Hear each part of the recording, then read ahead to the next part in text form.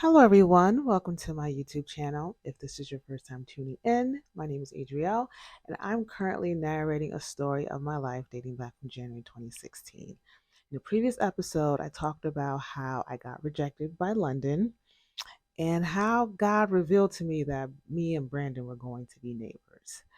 Um, that happened. And then also, the episode ended with me being at church and being encouraged to basically endure whatever season I was in and being patient and waiting on God. So I'm just basically gonna continue from that episode. So here it goes. So December 15th, that was a Sunday. Like I talked about in my little intro, I was in church hearing the testimonies of the preachers. And I remember being in the parking lot, walking back to my car and saying to myself that I am staying in Atlanta. I do not care what happens. If I have to stay on Root's couch, so be it, but I'm staying in Atlanta. So I head to my car, get in my car, and I was on my way to Ruby's graduation celebration. Ruby was a friend of mine who I mentioned in probably previous episodes or previous seasons. She was a friend of mine who we both were in the graduate program at Georgia State. She was graduating that December of 2019. So her family had this graduation celebration at a restaurant. So after church, I'm driving there, get there, waiting for them to come. And they come, and everyone else is there. We're all having a good time. Talking to Ruby, I also see some of our classmates from the program as well. And I remember Ruby telling me that she invited Dina and, asking how I was going to feel about that. I didn't feel any type of way because Dina's her friend and she has the right to invite her friend. I know for me, I had forgiven her because I already knew what was going on with her. So there was no point of harboring any ill will towards her. But at the same time, too, I didn't want that girl close to me.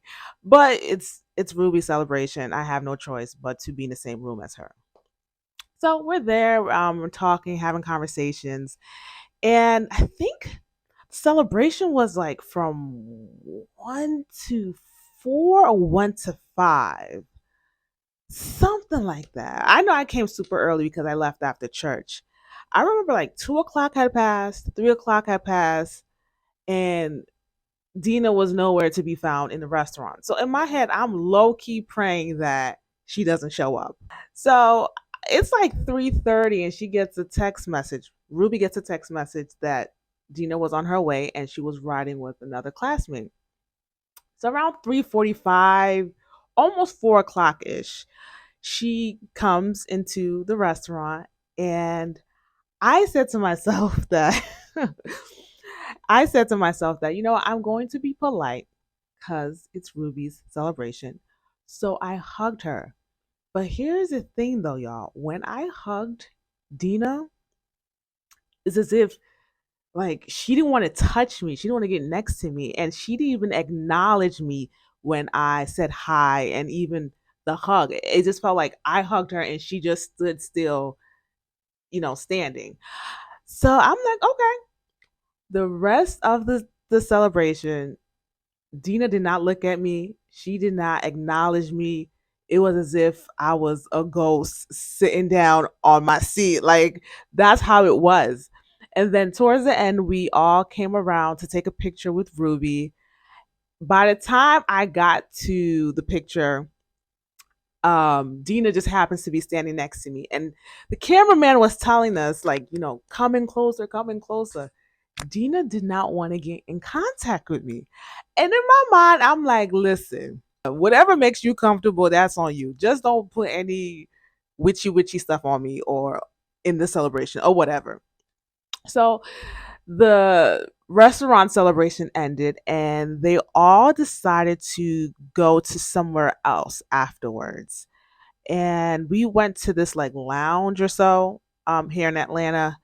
We went there, and Dina rode with the person she rode with. I rode in my car, and we got there, and Dina came like probably 20 minutes after. So it's Dina, Ruby, me, and the other friends on the other side. Dina probably stayed for like 20 minutes and then dipped, right? So after she left, Ruby asked me, she was like, "Hey, did you talk to Dina?" So I told her, like, we didn't talk, but I did hug her, and it just seemed like she wasn't like feeling the hug, or I just feel like she didn't want to acknowledge me at all. It was as if I wasn't there, and I gave her the same vibe too. And this is what Ruby tells me. Ruby says, "I believe you guys have some type of miscommunication going on." Now, I was kind of surprised that Ruby said that because Ruby was there when Dina was, you know, I don't know, whatever she was doing. She was there, and Ruby thought that it was weird that Dina was acting that way. So for Ruby to say that we had some type of miscommunication, in my mind, immediately I knew Dina said something to her. So I asked Ruby, I'm like, "Ruby, what did Dina tell you?" And then Ruby says, I just think you guys have some type of miscommunication. I said, "Ruby, what did she tell you?" Like, forget all that. She said, "Well, I asked her what happened that day, and she said she felt some type of way that you didn't invite her to the brunch after graduation." So I said to Ruby, I said, "Ruby, how did she know that we went to brunch?" She didn't know that. Now, mind you, where Dina saw me and my family and Ruby, we were crossing the street. We could have been coming from anywhere. The restaurant was all the way far off. So how did she know we went to brunch? And not only that, that day, like the morning of, or actually, no, while I was walking on stage, my mom had my phone. After I had my phone back, Dina messaged me and said, "Congratulations. I'm so happy for you, blah, blah, blah." She didn't have any ill will towards me then. And even when she passed me my family, she waved to me. She was just acting weird. So I'm like, "Ruby, it's not adding up." She was like, I don't know. I don't know. I just think you guys just have some type of miscommunication. So now I'm looking at Ruby "Mm, like, you were there. You thought it was odd too." Anyways, that's a story for another time. Um, so after that, we finished the celebration. Part two of the celebration. And then I head home. The next day was December 16th. And y'all know that December 16th is Brandon's birthday. And I felt like I wanted to do something different. And the thing I did differently that year in 2019 was that I fasted for him. I fasted up until 3 p.m. I fasted and prayed. I wanted him to have the best birthday, the best year. He turned 27 that year. I wanted him to really draw closer to God. That was like really my hope and prayers for him to draw closer to God and just for him to be connected with Christ and be saved. So I did that. I fasted till 3 p.m. and I broke my fast by praying. And yeah, I went through his Instagram. He, what did he do? I don't know what he did, but he definitely reposted people's happy birthday post. And yeah, December 17th. December 17th, I get an email from the assistant manager of the apartment complex about my lease. And y'all, I totally forgot to send in my what's it called? Vacate letter. Like, I'm leaving, the 60-day letter that you're leaving. Yeah, that. Whatever. I forgot to send it to them. So when they emailed me about my lease and if I was renewing it, I was like, "Oh my goodness, I'm so sorry. Forgot to send you my 60-day letter vacate notice." So I did it right there, right then and there. And so yeah, so December 18th was the actual day that Ruby and Melissa as well graduated. I went there to support them, took a bunch of pictures, and later on we went our separate ways. Later on that night, I'm on the phone with Melissa. We're talking, and she was doing good things at that time. She had secured a job, everything was good. We're talking, and she brings up her cousin's friend that was staying with her back in June. She tells me, she was like, "Hey, you remember like my cousin's friend that was staying with me that you took both of us to Hidden Valley to go on a tour, and then she applied for Hidden Valley." I was like, "Yeah." She was like, "Do you know that she actually didn't move into the apartment?"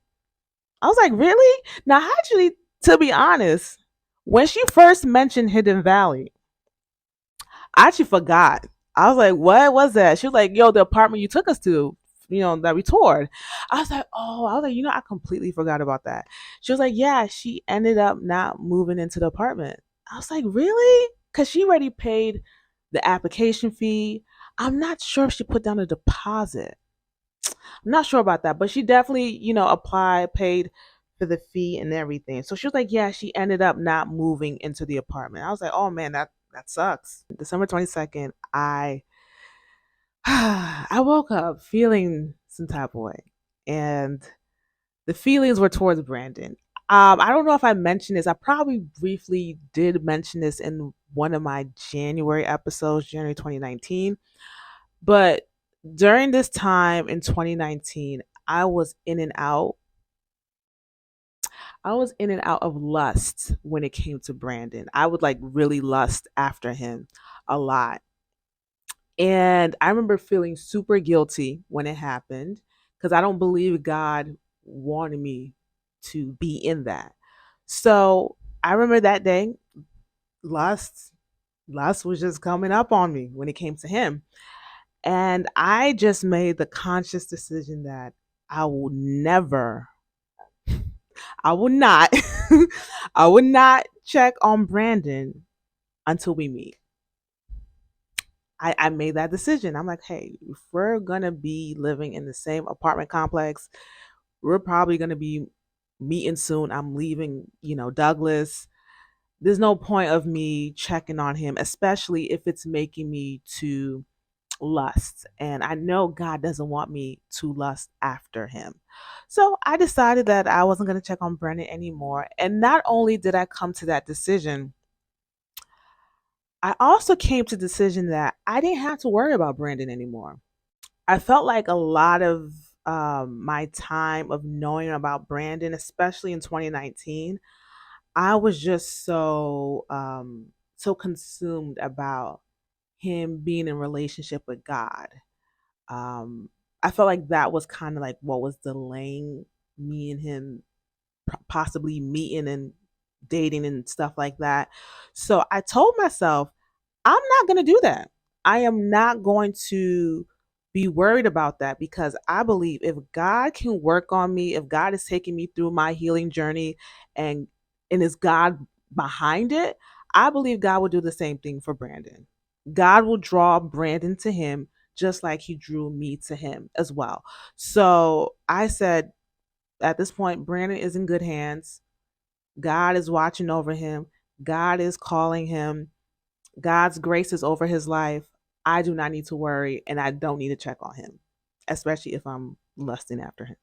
So that was kind of like my conclusion towards the end of December. Spent Christmas alone in Atlanta. Yeah, spent Christmas alone in Atlanta. That's really what happened.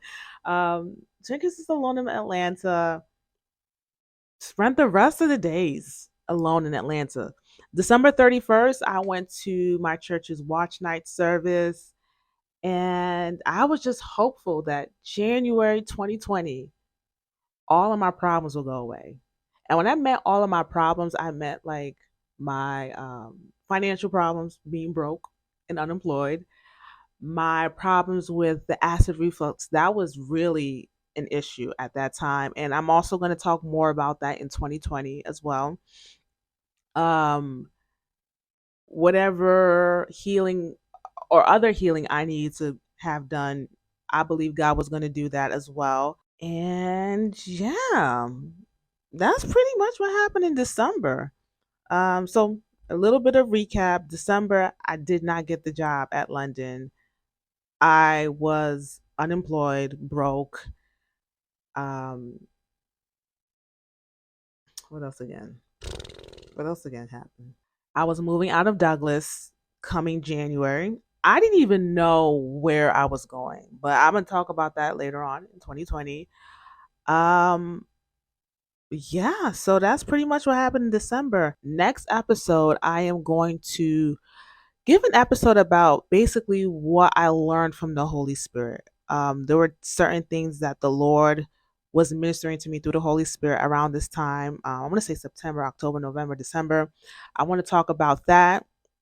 An episode after that, y'all. The episode after that, I am going to share a story time.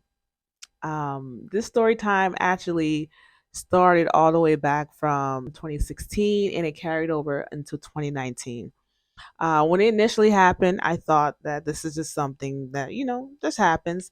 But little did I know, I realized last year that that story actually played an important role in an unlikely story. So I really do have to share that story time. And also, too, I am going to give a recap episode of everything that basically happened in 2019. So, yeah, if you enjoy this story, like, comment, share, subscribe, send it to your family and friends.